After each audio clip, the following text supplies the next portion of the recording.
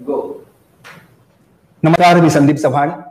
Top 20 news आपली बातमीच्या live मध्ये आपलं स्वागत. सध्या राज्यात सर्वत्र पदवीधर निवडणुकीचं वारं घुमत आहे. विविध पक्षांच्या उमेदवारांनी आपले अर्ज देखील भरले. पुणे पदवीधर मतदारसंघासाठी महाराष्ट्र नवनिर्माण सेनेतर्फे देखील अर्ज भरण्यात आला. कायम सोशल मीडियावर चर्चेत असलेल्या विविध समस्या सोडवण्यासाठी आंदोलन करणाऱ्या, इव्हन खळखट्यात मनसे स्टाईलनं आपलं उत्तर देणाऱ्या ॲडव्होकेट रुपालीताई पाटील ठोंबरे यांनी मनसेतर्फे आज अर्ज भरला.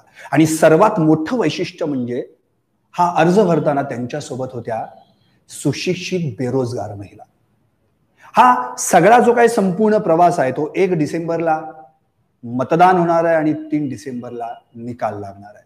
आणि याच गोष्टीवर चर्चा करण्यासाठी अर्थातच संपूर्ण पदवीधर निवडणूक कशा पद्धतीने लढवली जाणार आहे, मनसेचं विजन काय आहे, त्यात रुपालीताईंची भूमिका काय असणार आहे, या सगळ्याच गोष्टींची उत्तर मिळवण्यासाठी आज आपल्या स्टुडिओमध्ये आलेले आहेत मनसेच्या आक्रमक नेत्या ॲडव्होकेट रुपालीताई पाटील ठोंबरे. नमस्कार ताई, आपलं स्वागत टॉप 20 मध्ये. सगळ्यात महत्वाचा पहिला प्रश्न म्हणजे मनसेतर्फे आपली उमेदवारी जाहीर झाली आणि निश्चितच सगळ्याच मनसैनिकांमध्ये चर्चेचं नव्हे तर उत्साहाचं उदाहरण आलेलं आहे. आणि चर्चा आणि उत्साह ह्या दोन्ही गोष्टींचं मिश्रण म्हणजे रुपालीताई. कारण की कायम सोशल मीडियावर चर्चेत, केवळ आंदोलनासाठी नव्हे तर समस्या सोडवण्यासाठी आंदोलन करणं ही तुमची मनसे स्टाईल. पण पदवीधर निवडणूक लढवताना एक विजन घेऊन प्रत्येक जण पुढे जात असतो. आपलं विजन काय आहे? सर्वांना नमस्कार, जय महाराष्ट्र. पदवीधर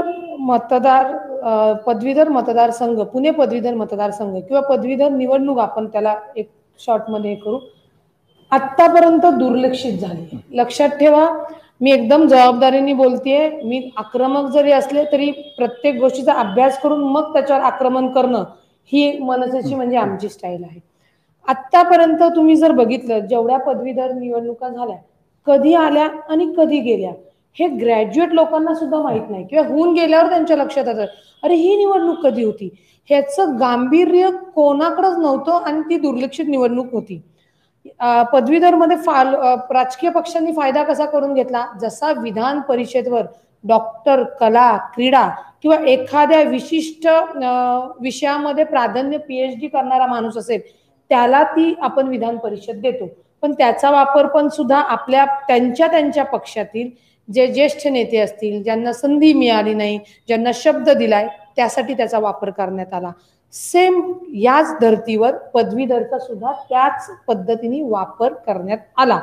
आता याच्या अलीकडची जर तुम्ही इलेक्शन बघितली तर नोंदणी करून घेणे आणि मतदानाला करणे, याचा मतदानाचा जी सरासरी आहे ना ती खूप कमी आहे.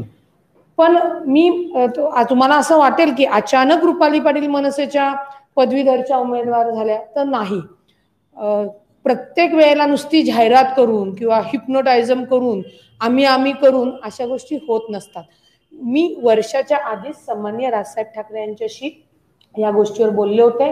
त्यांना या गोष्टीचे पूर्ण सांगितलं होतं की साहेब अशाशी पदवीधरचा विषय आहे आणि विधानसभेचं समजा जी काही मला तिकीट नाही दिलं तर ठीक आहे, पण त्या पुढच्या वेळेला आपल्याला पदवीधर मुलांसाठी म्हणजे ज्या यंगस्टर मुलांसाठी तुम्ही नेहमी पत्रकार सांगता की यंगस्टरांची मनसे, तर त्याच्यासाठी ती निवडणूक आपल्याला लढावी लागेल आणि लढणं गरजेचं आहे.